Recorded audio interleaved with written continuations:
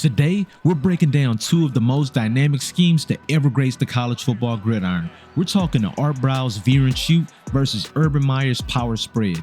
These aren't just any offenses. Both of these schemes shatter numerous records and repeatedly embarrass defenses. By the end of this video, you'll know which offense is the best for your dynasty. Stick around as I explain each scheme, personnel, and strategy to help you find the perfect fit. Hit the like button and drive up the traffic, and let's lock in. Before we dive into the X's and O's, we need to understand the principles behind these offenses. Briles didn't just run the Veer and Shoot offense, he perfected it. His system stretches defenses with extreme wide receiver splits and a relentless downhill power running game. Imagine defending blazing fast athletes on the outside while powerful backs pound the middle behind massive linemen. The strategy is simple yet effective. Spread the field, create one-on-one matchups, and attack quickly. The wide splits open up running lanes and set up explosive vertical routes. Under Briles, Baylor consistently ranked among the best offenses, scoring 60 points in 5 straight games and finishing in the top 5 for passing yards. If you want an offense in college football 25 that keeps defenses on their toes, this is it.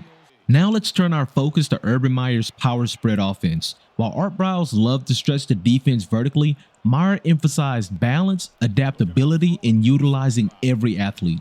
This offense is a challenge to stop because it attacks in every way possible. There isn't a stone unturned, especially when you have a ton of athletes at your disposal. The offense centers on controlling the game with a strong rushing attack and exploiting defenses when they overload the box. This game plan is perfect for EA College Football 25 players seeking balance. In 21% of their games, Meyer's teams averaged at least 250 rushing yards and passing yards, and they never lost when they hit those marks. If you want to dominate every facet of the game, this playbook is for you. Now let's dissect the personnel you need to make these offenses click. Briles Veer Shoot is personified as speed meets power. At quarterback, the key isn't mobility, it's the arm. Whether they're a scrambler or an improviser, your quarterback must have elite arm strength and pinpoint accuracy at every level of the field. Deep choice routes are this offense's bread and butter, and your quarterback needs the poise to deliver under pressure, so a high throw into pressure rating is a non-negotiable. For running back, rely on a blend of power and speed. Your back needs to punish defenses up the middle while having the burst to capitalize on those gaps created by those wide splits. Out wide, speed is the name of the game. If your wideouts aren't pushing 95 speed or higher, they're not maximizing the system's vertical potential. These are your home run hitters built to stretch the field and expose mismatches. Your tight end should be a vertical threat, but for a true cheat code, convert an agile athlete with at least 73 speed into tight end. Think about Laquan McGowan, a big body who can maul on the edge and sneak out for pop passes. Last but not least, you need power offensive linemen. Briles' line was designed to dominate the trenches with massive road paving linemen who can open up lanes for the run game and give your quarterback time to hit deep shots. Now, when it comes to Urban Meyer's Power Spread offense, this system thrives on balance, so you need a roster built to adapt and attack every level of the defense. Starting with the quarterback, a scrambler is the ideal fit. They need the legs to extend plays and attack the edges, as well as the arm to deliver accurate short to medium throws. Think of a quarterback who can be a dual threat every snap. At running back, we're looking for a downhill power back, someone who can grind out tough yards between the tackles and stay on the field for all 3 downs. Your backs are the engine of the run game, keeping defenses honest and open up the play action. For tight ends, go with possession types. You want a balance of receiving ability to exploit mismatches and blocking strength to handle edge defenders in the run game. Versatility is the key here. Wide receivers are all about variety. You need at least 1 deep threat to stretch the field vertically and 1 big-bodied receiver to dominate in the red zone. These 2 profiles give you flexibility in both the short and long passing game. Finally, the offensive line. This offense benefits from a mix of power and agile linemen. You want players who can pave the way in the trenches while still being mobile enough to execute zone blocks and screens. This personnel setup makes the power spread a nightmare for defenses to predict and contain. Now let's take it to the trenches and evaluate how these systems compare in their run schemes. The Briles run game wasn't overcomplicated, and it featured a heavy dose of dart, power, and split zone. First up with dart, a gap scheme plays similar to power but with the tackle pulling instead of the guard. Known as tackle ISO, dart isolates linebackers and stresses defenses expecting the inside zone. It's versatile, allowing quarterbacks or running backs to switch roles, and adds a variety to the run game while punishing over pursuing defenders. Next, we got power, a strong side gap scheme play that involves the H-back kicking out the edge defender while the backside guard pulls through the hole. It's a physical downhill play designed to dominate in short yardage situations and create mismatches at the point of attack. Last but not least, we got split zone, a variation of inside zone where the H-back or tight end pulls across the formation to seal the backside defender. This play prioritizes north and south cutback lanes with frontside gaps as secondary options. It's also deadly when paired with play action, creating opportunities to hit receivers in the flat or deep. With Art Briles' downhill power game address, now let's shift to Urban Meyer's power spread, where his run game keeps the defense in a constant state of conflict. First up, we got inside zone. The quarterback reads the backside defensive end to determine whether to hand it off to the running back on an inside zone run or keep it and attack the edge. The offensive line blocks as if it's a standard inside zone, creating natural conflict for the defense. Commit inside and the quarterback keeps it.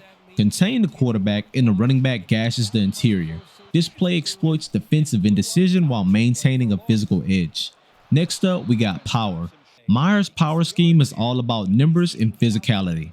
The backside guard pulls to the play side, either kicking out the edge defender or climbing to the second level to seal a linebacker. At Ohio State, this was often run with an H-back serving as an additional blocker.